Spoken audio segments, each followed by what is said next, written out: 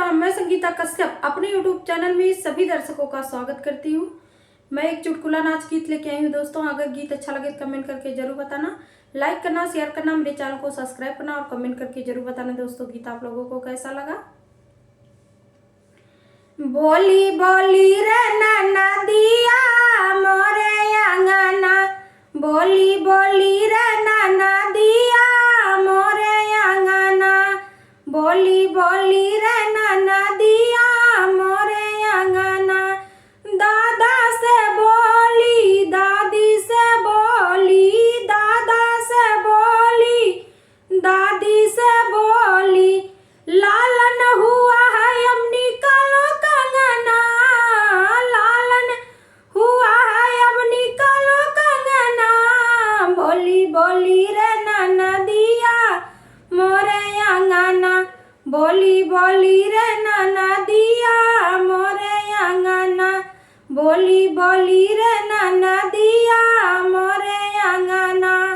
मामा से बोली, मामी से बोली, मामा से बोली, मामी से बोली, लालन हुआ है अब निकालो कंगना, लालन हुआ है अब निकालो कंगना।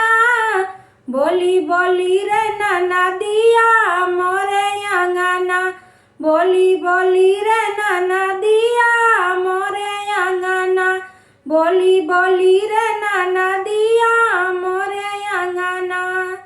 जेठा से बोली, जेठानी से बोली, जेठा से बोली, जेठानी से बोली, लालन हुआ है अब निकालो कंगना, लालन हुआ है अब निकालो कंगना।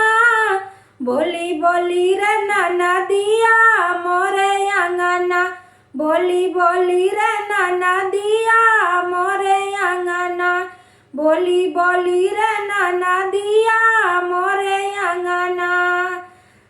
देवर से बोली, देवरानी से बोली, देवर से बोली, देवरानी से बोली, लालन हुआ है अब निकालो कंगना, लालन हुआ है अब निकालो कंगना। बोली बोली रे नदिया मोरे अंगना, बोली बोली रे नदिया मोरे अंगना, बोली बोली रे नदिया मोरे अंगना।